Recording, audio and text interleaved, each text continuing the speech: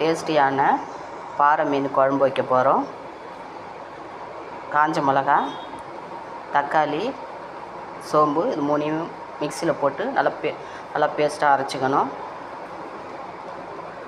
வெங்காயம் 2 அரிஞ்சு வச்சுருக்கோம், 2 பச்சை மிளகா, கருவேப்பிலை, புளி, தேவையான புளி ஊற வச்சுட்ருக்கோம். இப்போ காஞ்ச மிளகாயும் தக்காளி, பெருஞ்சீரகம் நல்லா பேஸ்ட்டாக அரைச்சிட்டு புளியோடு சேர்த்து மிக்ஸ் பண்ணி தனியாத்தூள், மிளகாத்தூள் கலந்ததுனாலும் பரவாயில்ல, இல்லை சாதாத்தூள் தனித்தனியாக இருந்தாலும் பரவாயில்ல போட்டுக்கலாம். மஞ்சத்தூள், உப்பு போட்டு கரைச்சிட்டு நம்ம தாளிக்கலாம். இப்போது காஞ்ச மிளகா, தக்காளி பாதியாக அரிஞ்சு போட்டிருக்கோம். பெருஞ்சீரகம் போட்டு நல்லா அரைச்சிட்டோம்னா தேங்காய் இல்லாத மீன் குழம்பு, பாறை மீன் குழம்பு. தேங்காய் போடாமல் சாப்பிட்றவங்க, மீன் குழம்பு சாப்பிட்றவங்க இது சாப்பிட்லாம்.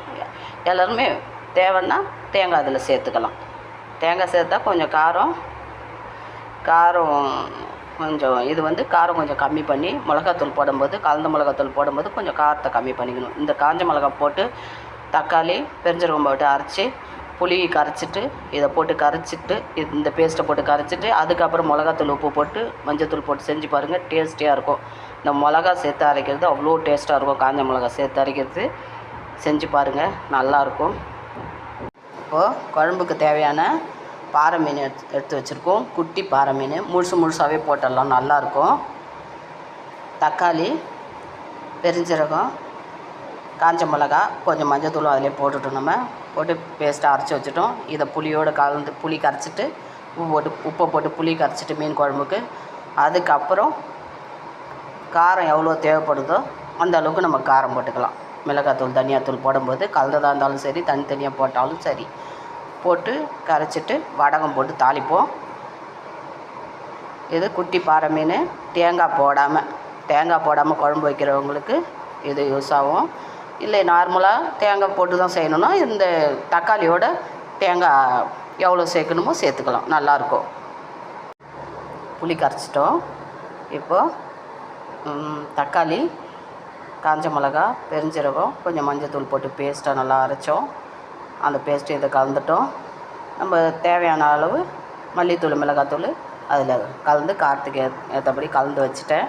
இப்போது குழம்பு தாளிக்க போகிறோம். வடகம் போட்டு மீன் குழம்பு பார்க்கலாம். குட்டி பாறை மீன் குழம்பு நல்லாயிருக்கும். இது மாதிரி செஞ்சு பாருங்கள். லைக் பண்ணுங்கள், ஷேர் பண்ணுங்கள், சப்ஸ்கிரைப் பண்ணுங்கள். மீன் குழம்புக்கு தேவையான எண்ணெய் ஊற்றிட்டோம். எண்ணெய் நல்லா காஞ்சிட்ருக்கு. இப்போது வடகம் போட போகிறோம். வடகம் நல்லா பொரிஞ்சிட்ருக்கு.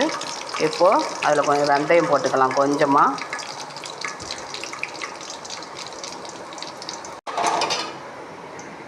வெந்தயம் போட்டோம். இப்போது அரிஞ்சு வச்சுருக்கிற 2 வெங்காயம், பச்சை மிளகா, கருவேப்பிலை போட்டோம். நல்லா வதக்கிடலாம். நல்லா வதக்கினா தான் மீன் குழம்பு நல்லாயிருக்கும். அதனால் இப்போ நம்ம நல்லா வதக்கிடலாம்.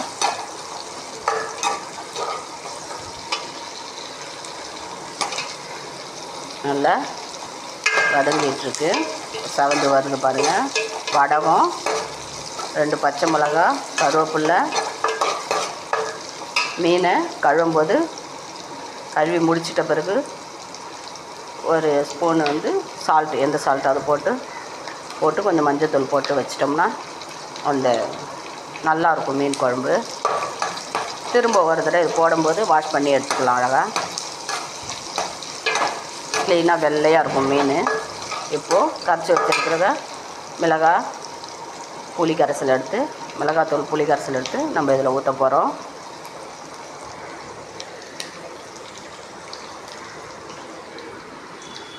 இப்போது செவந்துச்சு.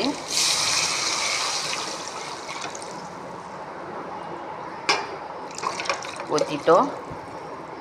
இப்போ எப்படி இருக்குது பாருங்கள், கலரு நல்லாயிருக்கும். புளியும் ரொம்ப இல்லாமல், தக்காளி 3 தக்காளி போட்டிருக்கோம்.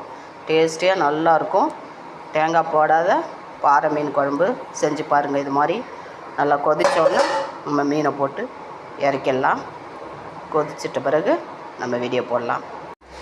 பாறை மீனுக்கு நம்ம வச்ச குழம்பு தாளித்து விட்டது கொதிச்சிச்சு. மீன் போட்டுட்டோம். மீன் போட்டுட்ருக்கோம். மீன் போட்டு ஒரு 25 நிமிஷம் இல்லை ஒரு 25 நிமிஷம் ஆகும். மீன் போட்டுட்டோம். அப்போது கலரி விட்டுடலாம். மீனை கலரி விட்டுட்டோம். எவ்வளோ திக்காக இருக்குது பாருங்கள். இந்த தக்காளி, காஞ்ச மிளகா, பெருஞ்சீரகம் பேஸ்ட்டாக இருக்கிறதுனால அது தக்காளி எடுத்து போடுறது மாதிரியும் இருக்காது. நல்லா பேஸ்ட்டாக நல்லாயிருக்கும். சாதத்தோடு பேச சாப்பிடும்போது கொஞ்சம் தான் குழம்பு தேவைப்படும், நிறையா கூட குழம்பு நமக்கு தேவைப்படாது. அந்தளவுக்கு நல்லாயிருக்கும். இது மாதிரி செஞ்சு பாருங்கள். நம்ம இறக்கிட்ட பிறகு நான் வீடியோ போடுறேன். குழம்பு கொதிச்சிட்ருக்கு. இன்னொரு 25 நிமிஷம் கொதிக்கணும். கொதிச்சிட்ட பிறகு குழம்பை இறக்கிடலாம். நல்லாயிருக்கும். குட்டி பாறை மீன் குழம்பு, டேஸ்டியான பாறை மீன் குழம்பு ரெடி பண்ணி வச்சுட்டோம். ரெடி ஆகிடுச்சு. இப்போது அங்கே பாருங்கள், நல்லாயிருக்கும். லைக் பண்ணுங்கள், ஷேர் பண்ணுங்கள், சப்ஸ்கிரைப் பண்ணுங்கள். இதேமாரி குழம்பு வச்சு பாருங்கள். டேஸ்ட்டு சூப்பராக இருக்கும், நல்லாயிருக்கும்.